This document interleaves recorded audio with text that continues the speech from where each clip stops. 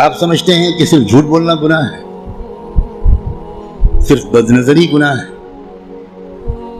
صرف زنا اور چوری گناہ ہے، اور آپ یہ نہیں جانتے کہ قرآن کو نہ سمجھنے کی کوشش کرنا یا سمجھنے کی کوشش نہ کرنا یہ ان سارے گناہوں سے بڑا گناہ ہے۔ آپ انجینئر ہیں، بڑے خوش ہیں کہ میں انجینئر ہوں، آپ ڈاکٹر بن گئے، بڑے خوش ہیں کہ میں ڈاکٹر ہوں، آپ تاجر بن گئے اور آپ خوش ہیں کہ میں تاجر ہوں، اور آپ کو اس کمی کا احساس تک نہیں ہے کہ میں کتنا بڑا محروم انسان ہوں کہ میں اللہ کے کلام کو جو صرف میرے لیے آیا تھا وہ میں سمجھنے کی کوئی کوشش ہی نہیں کی میں۔ مسلمانوں کی اکثریت، غالب اکثریت، وہ جو 5 وقت کی نماز پڑھتے ہیں وہ بھی، جو روزہ رکھتے ہیں وہ بھی، جو اپنے کو دیندار سمجھتے ہیں وہ بھی، جو کچھ دینی کام بھی کرتے ہیں وہ بھی، اس بڑے گناہ میں تقریباً سب شریک ہیں کہ وہ قرآن مجید کو سمجھنے کی کوئی کوشش نہیں کرتے اور قرآن مجید کو نہ سمجھنے کو گناہ نہیں سمجھتے، یا سمجھنے کی کوشش نہ کرنے کو گناہ نہیں سمجھتے۔ تو آپ قرآن مجید کو سمجھنے کی کوشش فرض عین سمجھیں، اور قرآن کو اب تک سمجھنے کی کوشش نہ کرنا یہ کبیرہ گناہوں سے بڑا گناہ سمجھیں۔ اور رمضان کا مہینہ جو گناہوں سے توبہ کرنے اور معافی مانگنے کا مہینہ ہے، اس میں سب سے زیادہ اس گناہ سے توبہ کریں۔ اللہ کے ہاں آپ کی بخشش اس لیے کہہ کر نہیں ہوگی کہ اللہ حضرت میں تعلیم کے حلقے میں بیٹھتا تھا اور اس میں منتخب احادیث پڑھی جاتی تھی، اس میں فضائل نماز پڑھی جاتی تھی۔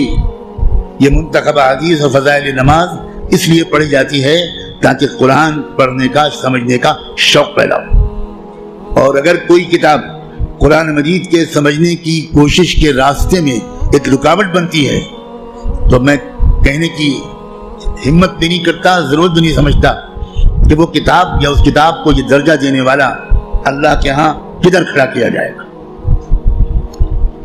رسول اللہ یہ شکایت کریں گے قیامت کے دن کہ سن لیجیے یہ قرآن میں آیا ہے، اور شکایت کیا کریں گے؟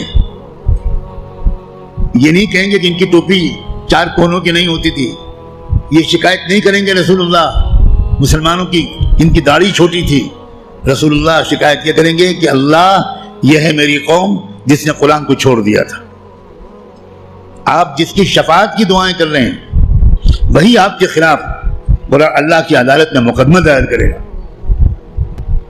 ہماری عورتیں 100% تقریباً قرآن مجید کو ٹھیک سے شاید پڑھ بھی نہیں پاتی، سمجھنا تو بہت دور کی بات ہے۔ ہم نے کبھی فکر ہی نہیں کی کیا ہو گیا، مجھے کچھ سمجھ میں نہیں آتا۔ قرآن صرف تلاوت کے لیے نہیں آیا ہے۔ اول تو کتنے لوگ سال بھر تلاوت کرتے ہیں وہ آپ خود جانتے ہیں، لیکن میں کہتا ہوں اگر آپ سال کے روزانہ تلاوت بھی کرتے ہیں تو ایک بہت نیک کام آپ ضرور کرتے ہیں، لیکن قرآن کا حق صرف تلاوت سے ادا نہیں ہوگا۔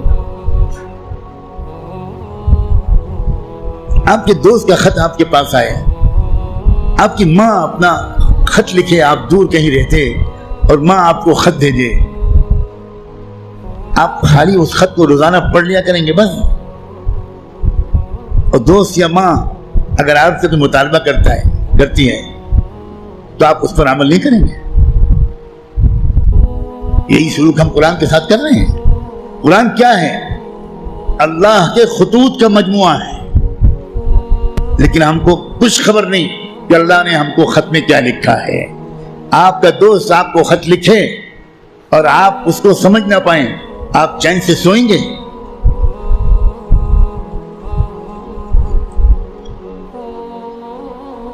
کسی کمپنی کا اشتہار آپ نے دیکھا، آپ نے اس کو اپنی درخواست بھیجی، وہاں سے جواب آیا، جواب ایسی زبان میں ہے جو آپ نہیں جانتے، آپ اس دن کھانا کھائیں گے اس خط کا مضمون سمجھنے سے پہلے؟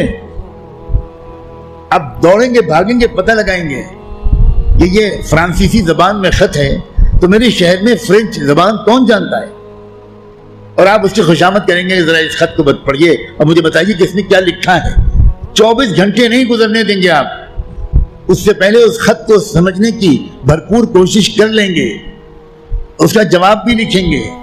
لیکن قرآن ہے کہ 60 سال سے آپ کو پکار رہا ہے، اللہ کا خط ہے کہ 70 سال سے آپ کو آپ پاس آ رہا ہے، لیکن آپ نے ایسے کان بند کر رکھے ہیں، ہمیں کوئی دلچسپی نہیں اللہ کے خط سے، اللہ کہتے رہیں ہمیں کوئی دلچسپی نہیں، ہم بہت مشغول ہیں، ہمارے پاس فرصت نہیں ہے، ہم بڑے کامیاب تاجر ہیں، ہم اسٹوڈنٹ ہیں، ہم پروفیسر ہیں، ہم ڈاکٹر ہیں، ہم انجینئر ہیں، ہم پولیٹیکل ایکٹیوسٹ ہیں، ہم جرنلسٹ ہیں، ہم اخبار میں کام کرتے ہیں، ہم کہاں قرآن کا ترجمہ پڑھ پائیں گے؟ بھئی ہمارے پاس کہاں اتنا وقت ہے؟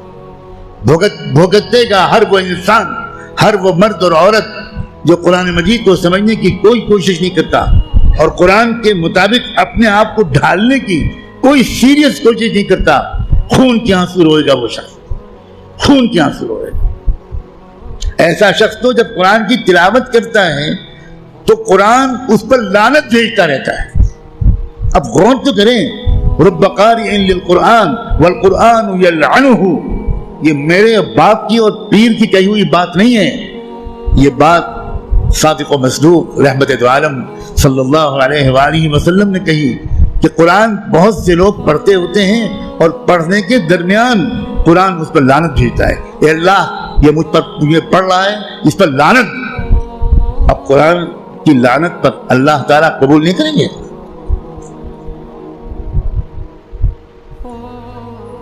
جو توہین قرآن کی ہم نے کی ہے، جو بے عزتی قرآن کی ہم نے کی ہے، اس کے حساب سے ابھی مسلمانوں کی اتنی پٹائی نہیں ہوئی جتنی ہونی چاہیے۔ آپ اتنی پٹائی پر پریشان ہیں، ابھی تو شروع ہوئی ہے پٹائی، پھر دیکھیے گا آئندہ کیا ہوگا۔